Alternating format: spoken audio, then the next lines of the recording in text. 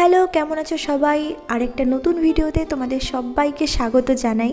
আজকে আমি তোমাদের সাথে শেয়ার করব আমাদের বাড়িতে যেগুলো ফাঁকা বক্স থাকে, প্লাস্টিকের হোক কিংবা টিনের, সেই বক্সগুলোকে তোমরা কিভাবে জিনিস রাখার জন্য রিইউজ করতে পারবে। সাবধান, একটা কথা কিন্তু তোমাদের মাথায় রাখতে হবে যে এই পেইন্টিংটা যদি স্টেপ বাই স্টেপ না করো তাহলে কিন্তু তোমাদের এই পেইন্টিংটা নষ্ট হয়ে যাওয়ার 100% চান্স থাকবে। তাই স্কিপ না করে প্রত্যেকটা স্টেপ ভালো করে লক্ষ্য করো। আজকে আমি যেই বক্সটাতে পেইন্টিংটা করছি এটা অ্যাকচুয়ালি একটা খেজুরের বক্স, তোমরা তো দেখলে। এবার এই খেজুরের বক্সটা তো এমনি এমনি আমি ব্যবহার করতে পারি, কিন্তু লোকের সামনে এটাকে যখন নিয়ে যাব তখন তাদেরও যেরকম ভালো লাগবে না সেরকম আমারও কিন্তু লজ্জা করবে। তাই এটার মধ্যে যদি একটা পদ্ম পুকুর আঁকা যায় কেমন হয় বলো তো? প্লাস্টিকের জিনিসে কিন্তু রং করার আগে জেসো অ্যাপ্লাই করে নিতে হবে, তারপর হোয়াইট অ্যাক্রিলিক কালার ইউজ করতে হবে। সেটাকে কিন্তু ভালো করে একদিনের জন্য শুকিয়ে নিতে হবে। আমি এটাকে শুকিয়ে নেওয়ার পর পরের দিন কালার করা শুরু করেছি। পুকুরের জল থেকে সোজা আকাশ পর্যন্ত একটা কালার কম্বিনেশন করার চেষ্টা করেছি। এক্ষেত্রে আমি ব্লু কালারটাকে হালকা শেড দিতে দিতে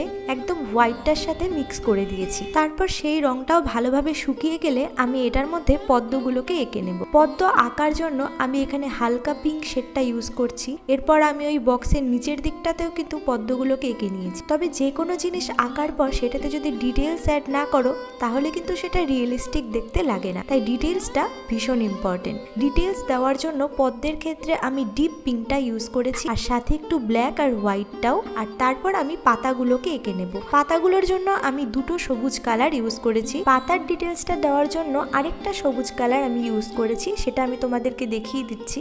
তার সাথে কিন্তু ব্ল্যাক কালারটাও দিয়ে নেব। তবে একটা কথা আমার বারবার মনে হচ্ছিল যে এটার যে বেসটা আমি করেছি জেসো আর হোয়াইট অ্যাক্রিলিক কালার দিয়ে, সেই বেসটা বোধহয় ততটা ভালো হয়নি। আচ্ছা, তোমাদের কি মনে হয় একটু কমেন্ট করে জানিও তো। ওপরের দিকটার যখন কালারটা হয়ে গেল, এবার আমি বক্সটার গায়ের দিকটাতেও ফুল আর পাতা ডাটাটা থাকে সেটাও আমি করে নিচ্ছি। তোমরা অনেকেই আমাকে প্রশ্ন করেছো যে দিদি তুমি কোন কালারটা ইউজ করো। দেখো, আমি তো দুটো কালার ইউজ করি। এই ধরনের বক্স বা যে কোনো মেটেরিয়ালে যখন আমি কোনো রং ইউজ করি সেই ক্ষেত্রে ফেভিক্রিলের অ্যাক্রিলিক কালারটা ইউজ করি। আবার জামা কাপড়ের ক্ষেত্রে কিন্তু আমি ফেভিক্রিলের ফেব্রিক কালারটা ইউজ করি। এই কালার নিয়ে যদি তোমাদের কোনো প্রশ্ন থাকে তাহলে তোমরা কমেন্টে জানাতে পারো। এই যে আমি তোমাদের এতবার ডিটেলসের কথা বললাম, তোমাদের এবার আমি প্রমাণ দেব যে ডিটেলস দিলে কিরকম লাগে, ডিটেলস ছাড়া কিরকম লাগে। আর জলের যে পাকগুলো দেখছো এগুলোও কিন্তু দিতে হবে। এই বক্সটার এই গায়ের সাইডের কিছু ফুল আমি ডিটেলস দিয়েছি আর কিছু ফুলে আমি ডিটেলস দেইনি। দেখো কতটা পার্থক্য রয়েছে দুটোর মধ্যে। লাস্ট আর মোস্ট ইম্পর্টেন্ট স্টেপ হচ্ছে